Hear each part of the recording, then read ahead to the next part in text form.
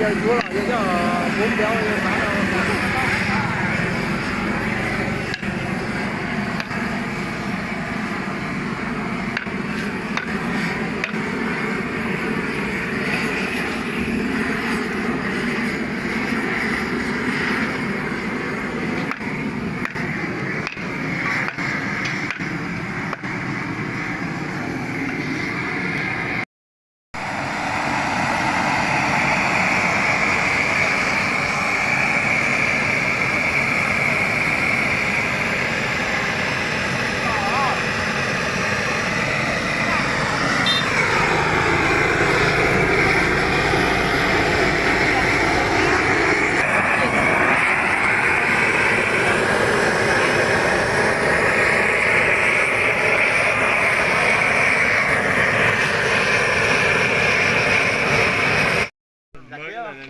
nó là phù ảnh nó mua tiếng là thiết rồi nó lúc thiết thì cũng chậu vàng cái thiết không ta được tiêu tay chỉ mua o luôn nữa nhé coi à tôi cứ thấy cái nó thầy rồi tiêu mà mày vừa tạo khó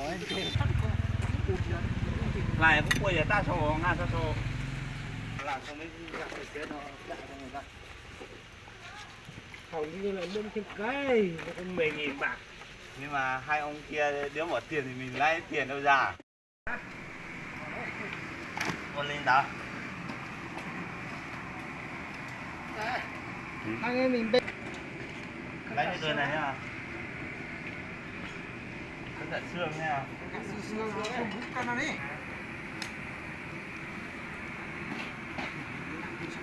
là nhiệt hơn của đấy Để làm gì á, ba cái tìm nó cho cá nhung bị ghệ nè có mất thôi rồi lánh con mua rằng phân chế vào khô này tốt cực kỳ luôn cái chế chỉ muốn tiền mua là mặt chó ra vào khô trời ơi quá tốt luôn đấy có một tay người lạ nó một cái em mới mà tôi sẽ ốp tâm vào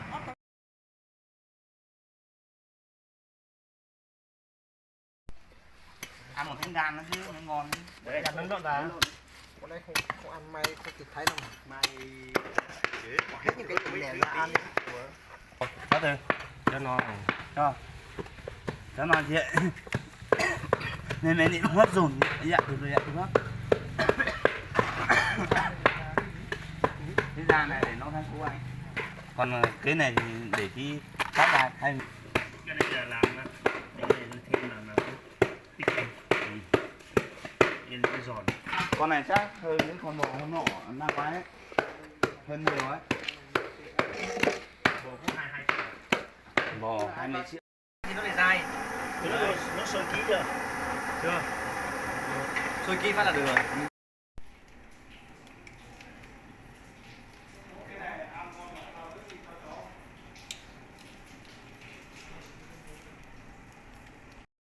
đây cho mắm muối chưa đây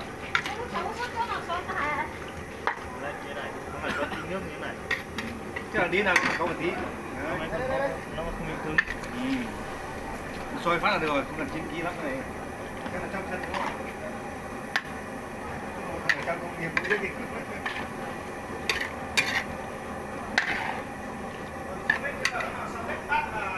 sôi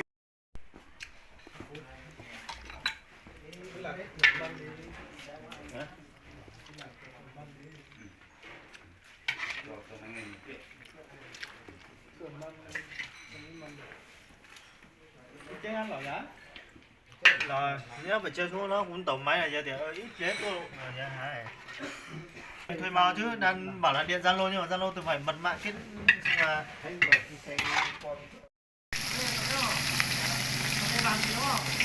nó là vàng cao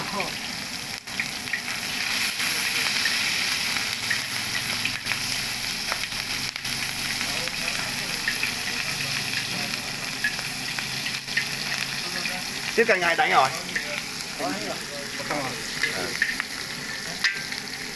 nhiều việc chứ luôn nhé đâu phải tí nữa chứ bây giờ đấy không phải học này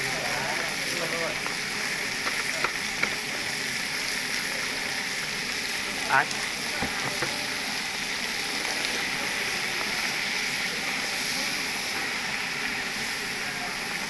Con đỏ là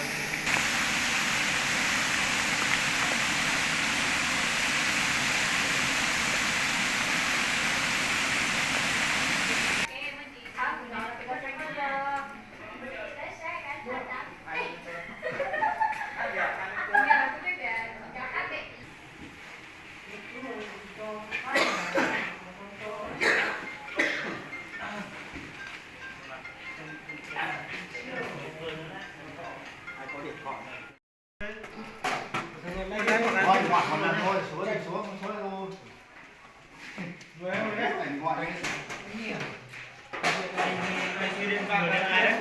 Anh vừa điện này đấy. Mấy anh vào đi.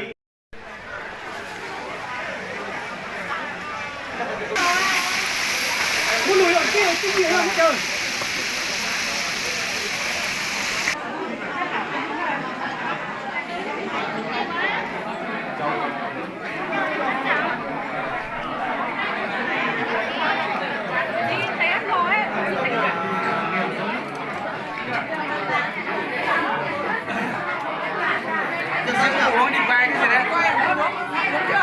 Hả? Thế thôi. Mời đi.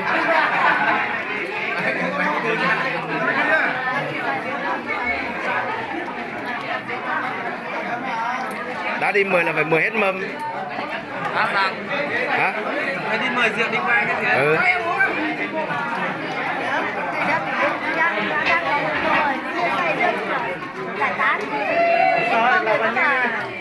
Muốn đi anh em tự nhiên đi. Không rồi bị khai hết.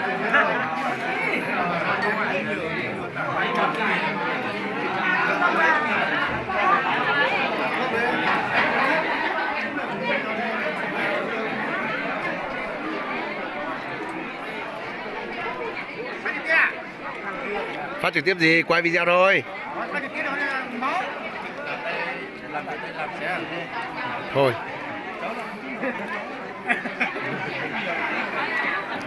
Che mặt đi à?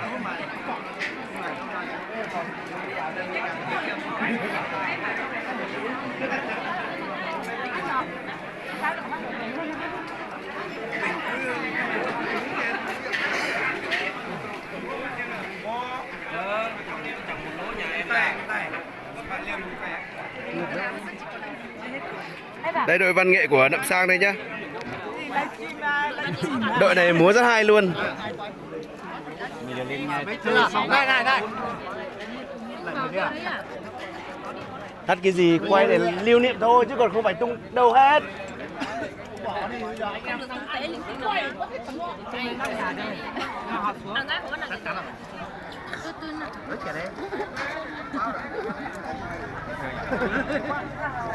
Quay để sang năm còn biết như ăn uống như nào thôi chứ còn không tung gì cả. Cứ tự nhiên đi. Đừng có điều tra nhá. Đúng rồi, ai bị Covid thì biết hết. Có mỗi cái dàn quay camera là Đội này trốn hết vào trong này, chả ai nhìn thấy ai cả. Đáng nhiên ra là bọn em đang định làm tìm một hàng của bọn em là nó phải tập trung 3 đội ban kia thôi, nhưng mà kiểu bọn em vào muộn ấy thì bây giờ nó xong hết rồi.